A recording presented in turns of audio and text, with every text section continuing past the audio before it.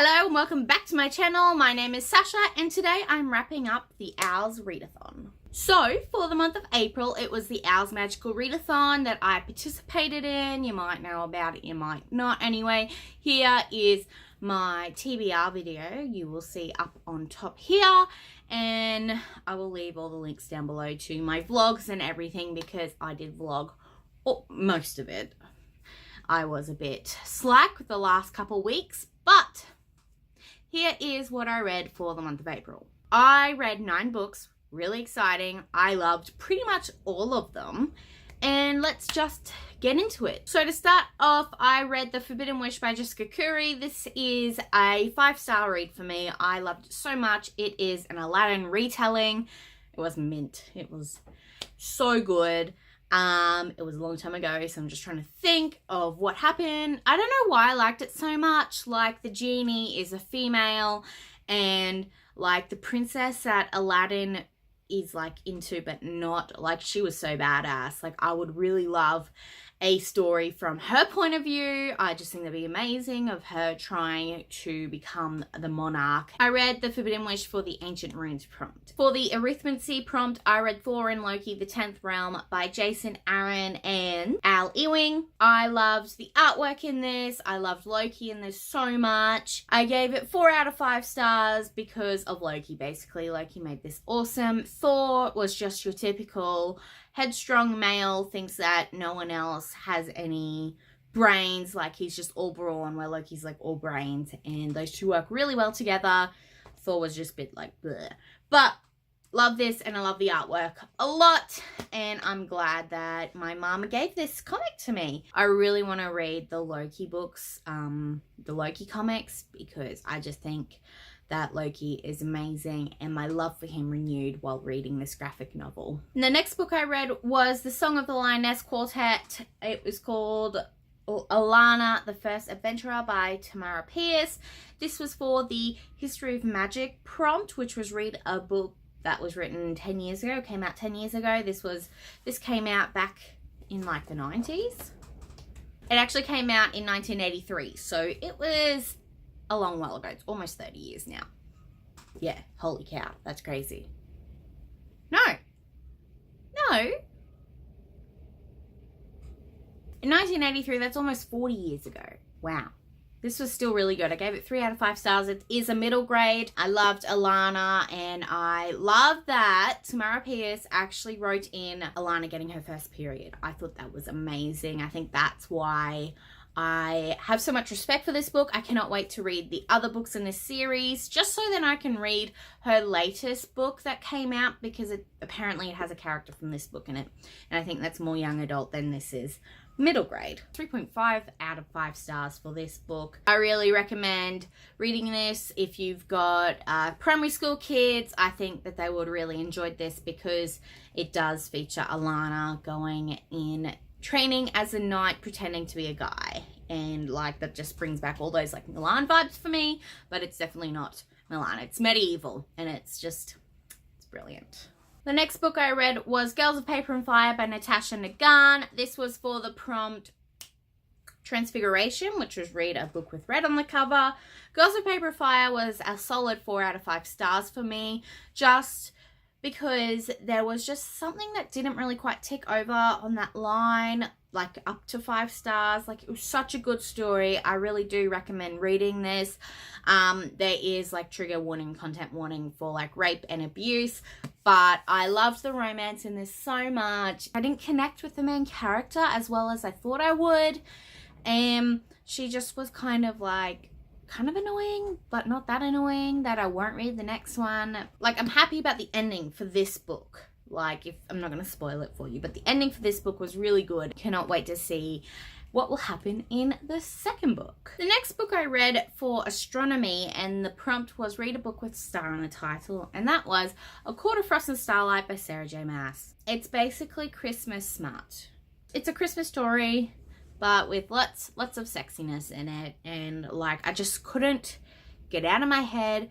Like, Rhys-Ann was like always talking about wanting to bury himself inside of Feyre, and I'm like, little bit of vomit. Just a little bit of vomit. I guess you don't really need to read this. It's just basically what has happened after the war, how Nesta and the other sister, oh my gosh, whatever her name is, no, can't remember. Anyway, how they're dealing about what's happened after the war and how they're living in Valaris. And yeah, it was all right. I actually have not read the last expert about Nesta, I believe, where the next book will be focusing on her, just because I think I don't want to put too much hope into the next books. Like, I love Sarah J. Maas, but this was not her best work, but I still really enjoyed the story. And it was like it was a fun read, guys. Plus, this cover is so pretty. The next book I read for divination, which was Read a Book Set in the Future, and I read The Loneliest Girl in the Universe by Lauren James.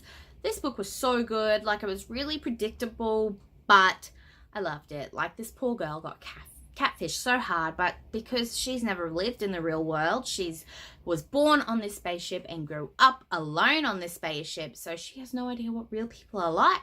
So of course she's going to put her trust into this guy who's messaging her saying that he is basically her perfect man, and then when she meets him realizes that he's not. Like, you get that from this book anyway. Like, that was not a spoiler, and if it was, well, boohoo.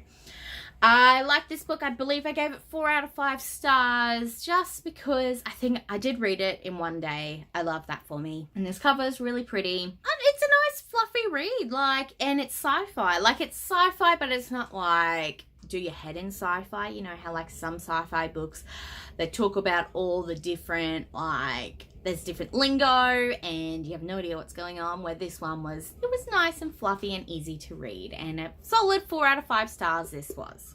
Then for charms, I read Red Sister by Mark Lawrence. This was the prompt, read a book starting with R. I'm finally glad I finally finished this book. Like, it's taken me forever to read this book. I was listening to the audiobook, but that was taking too long, so I just ended up picking up the book, and it was so good. You know my feelings on Nevernight.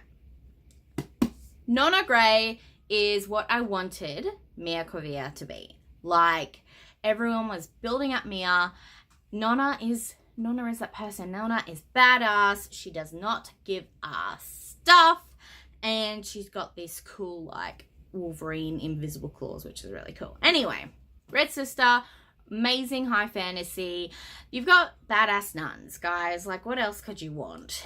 And I just can't wait for the next 2 books in the trilogy, and I can't wait to read them, and I just can't wait to get along with the rest of this story because I love Nona Grey. I wish I was Nona Grey, to be honest. Like, she's just so badass. I wish I was that badass, guys. This next book was a reread, but I couldn't help myself to read it. So I ended up reading this for the prompt read an adult book. I believe that is for charms. So I finished the charms class. I reread The 7 Husbands of Evelyn Hugo by Taylor Jenkins Reid, and I just love it so much. I did listen to it on audio again because I don't own the physical book. Like, if anyone wants to bless me and send me the physical copy of 7 Husbands of Evelyn Hugo, I will love you forever. I won't give you my firstborn child because he's already bargained off to someone else, but you can have my secondborn whenever that happens. Yeah, go for it. Evelyn Hugo is just amazing. I love her so much.